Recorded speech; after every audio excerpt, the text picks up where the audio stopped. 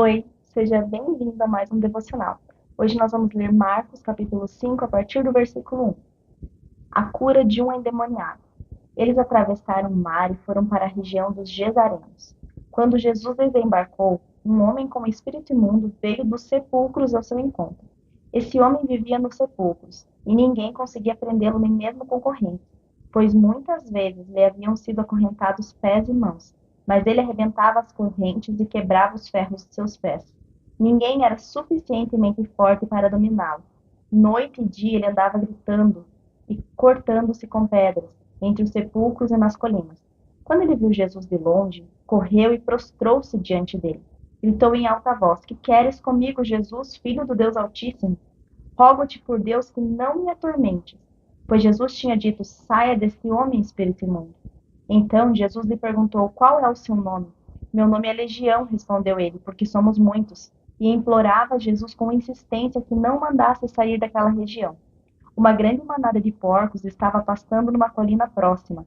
Os demônios imploraram a Jesus: Manda-nos para os porcos, para que entremos neles. Ele lhe deu permissão, e os espíritos imundos saíram e entraram nos porcos. A manada, de cerca de 2.000 porcos, atirou-se precipício abaixo em direção ao mar, e nele se afogou. Os que cuidavam dos porcos fugiram e contaram esses fatos na cidade e nos campos, e o povo foi ver o que havia acontecido. Quando se aproximaram de Jesus, viram aí o homem que fora possesso da legião de demônios, assentado, vestido em perfeito juízo, e ficaram com medo. Os que estavam presentes contaram ao povo o que aconteceu ao endemoniado e falaram também sobre os porcos. Então o povo começou a suplicar que Jesus saísse do território deles. Quando Jesus estava entrando no barco, o homem que estivera endemoniado suplicava-lhe que deixasse ir com ele. Jesus não permitiu, mas disse: Vá para casa, para a sua família, e anuncie-lhe quanto o Senhor fez por você e como teve misericórdia de você. Então aquele homem se foi e começou a anunciar em Decápolis o quanto Jesus tinha feito por ele. Todos ficavam admirados. Amém? Então, ali para dar uma resumida na nossa história, Jesus com seus discípulos atravessaram o mar e chegaram numa cidade chamada Gadara, ali dos Gadarenos. E esse homem, ele vivia num cemitério, nos sepulcros, e ele estava amarrado, pés e mãos, porque ninguém conseguia segurar ele, porque ele estava cheio de demônios. Ali fala que quando eles entraram nos porcos, os porcos eram uma média de 2.000. Mas quando Jesus pergunta assim, qual o seu nome, ele responde legião. Uma legião de romanos, que geralmente era comparada, né? Por isso que eles falavam legião, era de 6.000 homens. Então a gente teria ali mais ou menos entre 2 e 6.000 demônios. Por isso se chamava legião. Quando ele pega e se prostra ao Senhor e fala, não me atormentes, não era o homem que estava falando, eram os demônios que estavam falando, porque eles pensavam assim, não é nossa hora ainda, não é hora de nós irmos para o lugar que nós vamos, porque eles sabem que tem um lugar preparado para eles que não obedeceram ao Senhor. Então eles suplicaram a Jesus que não atormentasse eles, mas Jesus queria ver aquele homem livre. Quando aquele homem se torna livre, eu imagino que aquele homem sofria demais. Primeiro, pelo lugar que ele morava, ele vivia preso, ele não tinha mais domínio das suas faculdades mentais, ele não tinha mais domínio de nada. Provavelmente ele perdeu a família, ele tinha esposa e filhos também, a esposa e os filhos estavam dependentes de alguém, mas ele provavelmente sofria muito. Então ele estava ali amarrado, mas Jesus se lembrou dele e foi até lá. Jesus viu algo naquele homem que chamou a atenção. Da mesma forma, quando nós vemos na Bíblia várias situações, quando a mulher com fluxo de sangue há 12 anos, ela toca nas vestes de Jesus, Jesus sente sair virtude dele, fé naquela mulher. Então Jesus olha para trás e pergunta: quem tocou as minhas vestes? Então Jesus, ele sabe as pessoas que estão clamando por ele, as pessoas que anseiam por ele. E aquele homem, mesmo na situação que ele vivia, cheio de demônios, cheio de problemas, talvez com dores físicas, Jesus foi até lá, ao encontro dele. E quando há um verdadeiro encontro com o Senhor Jesus, porque Jesus viu naquele homem que aquele homem queria, e mais do que queria, ele precisava do Senhor, Jesus vai ao encontro dele e manda embora tudo aquilo que não é bom na vida dele. Jesus viu um potencial naquele homem. Jesus viu que aquele homem seria um homem de Deus, seria um homem que abandonaria os pecados que ele tinha, porque os pecados abriram portas para que aqueles demônios entrassem. Então Jesus vem com o seu poder, fecha todas as portas, coloca aqueles pecados, lembra que eu falei esses dias, lá no mar do esquecimento, e dá uma nova chance para aquele homem. Só que daí, quando o homem vê que ele está livre, ele pega e quer ir embora com Jesus. Mas Jesus disse não. Não porque Jesus não queria aquele homem perto dele, mas porque Jesus queria que ele ficasse e fosse um testemunho vivo. Você imagina as pessoas naquela cidade que viam aquele homem, que acorrentavam aquele homem, porque muitas vezes fala ali que os homens não conseguiam segurá-lo. Então eles pensavam, meu Deus, ele é um monstro. Né? Pensavam diversas coisas ali. Mas quando eles olharam aquele homem ali vestido e são, sem aquilo que atormentava ele, eles falaram, meu Deus, o que que aconteceu? Só que é engraçado porque eles mesmos, vendo tudo aquilo, eles mandam Jesus embora. Porque ali era território do inimigo.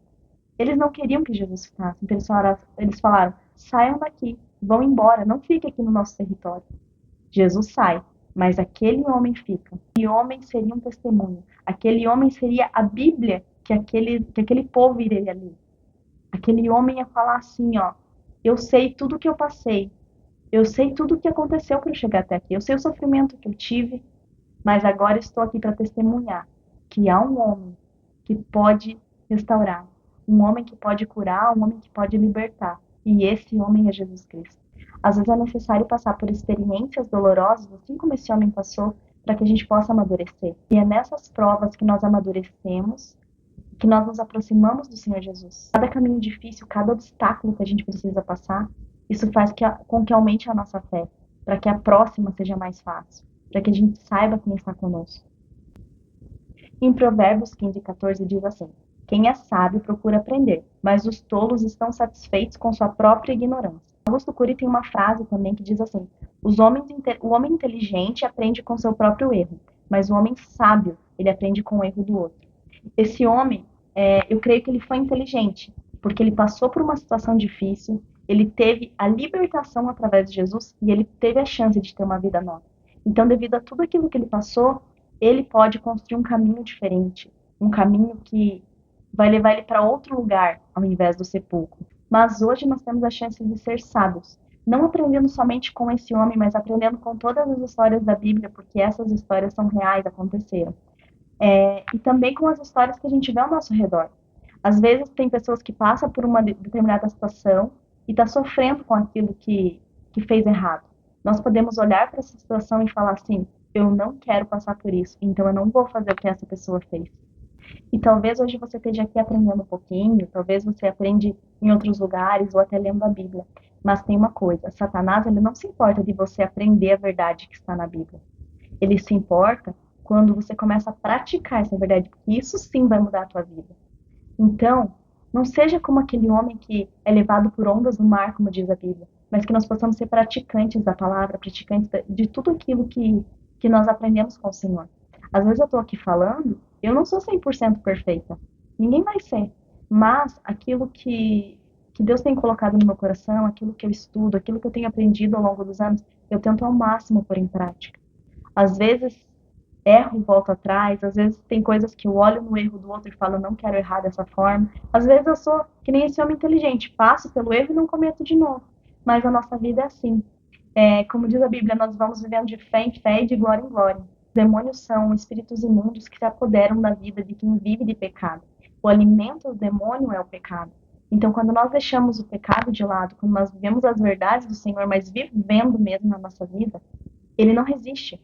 A Bíblia diz que Satanás é como um leão ao redor, buscando a quem possa tragar. Ou seja, ele quer devorar você. Então, ele está esperando um momento, uma situação, para que ele entre na sua vida e ele tenha todo o domínio sobre você. A conversão do meu marido, eu já falei para ele, para de contar isso, que eu acho que as pessoas andam com medo de mim. Mas a conversão do meu marido se deu devido a isso. Eu era uma pessoa que tinha portas abertas na minha vida para o demônio poder ter acesso. E numa situação, eu falei pro meu marido assim, ele estava muito no comecinho indo na igreja, talvez tenha ido uma ou duas vezes, eu não lembro bem. Ele tinha ganhado uma Bíblia de um irmão lá da igreja e eu comecei a passar mal. Falei, amor, tô passando mal, não tô me sentindo bem, tô passando mal, liga pro pastor. Ele falou, eu não vou ligar pro pastor. E daí eu falei, então ora comigo. A gente ajoelhou e começou a orar. E eu comecei a manifestar. Eu fiquei muito mal naquele momento. Eu não sei se o Senhor usou isso, né, para que ele pudesse vir para os caminhos do Senhor, mas enfim, eu sei que foi essa situação. E como ele viu que realmente a coisa não estava muito bem ali, ele ligou para minha líder de célula na época, que era a Delaine, e foi ela lá em casa com a Fernanda, que era esposa do pastor, que é a esposa do pastor Sérgio, que era o nosso pastor na época. E eles começaram a orar comigo, enfim, ficou tudo certo. E o meu marido estava, né, um pouquinho ali assustado, né? Nunca tinha acontecido isso com ele. E a Fernanda falou para ele assim: a partir de hoje você vai ler a Bíblia. Comece pelos Salmos e comece a ler dele. Sim, sim, sim, eu vou ler. Até hoje ele tem essa mesma Bíblia e todos os dias ele lê para a glória de Deus. Ele leu diversas vezes já essa Bíblia do começo ao fim. Mas assim, hoje é engraçado, mas você viver essa realidade não é engraçado, não. Quando você vê que você está sendo oprimido, quando você vê que você está sendo possesso pelo inimigo, isso não é legal. Muito pelo contrário. Isso é triste, isso é deprimente. Na verdade, não é legal eu contar isso aqui, mas eu tô contando porque eu sei que talvez tem pessoas que vão ouvir isso e de alguma forma vão ser ajudadas ou de alguma forma vão poder buscar ajuda. Porque sozinho é muito difícil. A gente precisa buscar ajuda de quem tem sabedoria, de quem tem conhecimento para essas coisas, para a gente largar o pecado de vez. E uma das maneiras para largar o pecado é se afaste de tudo aquilo que leva você para perto desse pecado que você está cometendo. Tem coisas que às vezes ao olhar humano parece que é normal, que não tem nada a ver, que não tem problema, mas ele está te afundando cada vez mais, pois um abismo puxa outro abismo. Então, quando você está num pecado, por exemplo, você bebe muito, aquilo ali te leva às vezes para uma pornografia, aí você te leva para uma traição, aí acontece algo lá, infelizmente você acaba perdendo sua família. Aí depois você fica depressivo, você fica mal, porque não é aquela situação que você queria estar. E assim, uma coisa vai puxando a outra. No projeto que a gente participa lá, levando as marmitas, né, para os homens à noite, as pessoas ali são dependentes químicas. E é muito triste porque a maioria ali conhece a palavra do Senhor. Isso é o que mais me admira, todos conhecem. Outro dia eu cheguei, tava eu e meu marido, né? Meu marido conversando com ele, meu marido perguntou o nome dele, ele falou, meu nome é Tiago. Eu falei assim, na Bíblia tem Tiago. Ele olhou para mim e disse, não, mas o Tiago da Bíblia é com TI, o meu é com TH. E assim, uma pessoa dessa tem que ter muito conhecimento da palavra para falar isso. Então, a maioria ali recita versículos. Na semana passada, quando a gente foi, uma mulher recitou Salmo 40, que é um salmo que eu amo, inteiro, né? Tava na memória dela, mas ela tava lá com um frasquinho de bebida, bebendo, sabe, naquela vida. É uma vida triste, é uma vida solitária, uma vida oprimida pelo inimigo. Igual ali esses dias aqui, lá em Lucas 10, diz: o Senhor veio para buscar e salvar aquele que estava perdido. Então, se você hoje se vê numa situação que está perdido, que algo na sua vida não está bem, às vezes é algo pequeno, mas não deixe isso passar, porque isso vai levando a outras coisas e vai levando a outras coisas. E, e geralmente, quando a gente está nesse caminho, a gente está justamente no caminho que Satanás quer, no caminho do erro, no caminho da perdição, no caminho do pecado. É nesse momento que ele usa para tomar a nossa vida. Mas o Senhor, com sua glória, com sua graça, com sua entrega na cruz, ele nos deu uma nova chance. E o Senhor te dá uma nova chance hoje. E eu te faço um convite mais uma vez. Receba o Senhor na tua vida. Busque ajuda. Não permaneça mais onde você está. Por mais que hoje você conheça a palavra, vá mais fundo, leia mais a Bíblia. Porque hoje, quando você olha ao nosso redor aqui, nós olhamos o mundo que nós estamos vivendo, o mundo está totalmente contrário à palavra de Deus. Aquele que vive de acordo com a palavra, ele parece que é estranho. Mas nós devemos nos manter firmes, nós devemos nos manter fiéis à palavra. Nós não podemos deixar tudo que o mundo está oferecendo, nem para nós, nem para os nossos filhos. Nós devemos olhar nos olhos dos nossos filhos, isso é uma coisa muito importante. Perguntar o que você está sentindo, como você está. Para de deixar teu filho no quarto sozinho, olhe no olho dele.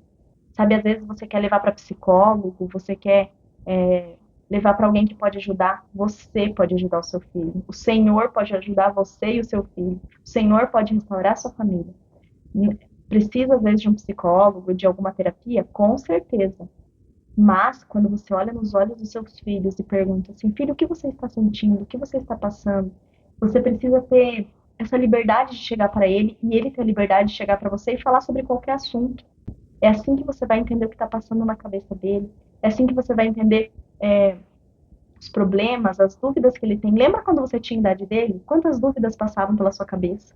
E às vezes você não tinha ninguém para te ajudar. Seja o suporte hoje que seu filho precisa para que ele não se perca nesse mundo, para que ele não vá para caminhos que ele vai colher coisas ruins, mas para que você olhe e fale: esse sim é um homem de Deus, essa sim é uma mulher de Deus, que caminha segundo a palavra, que caminha em direção ao alvo. O nosso alvo é o Senhor, nosso alvo é a vida eterna.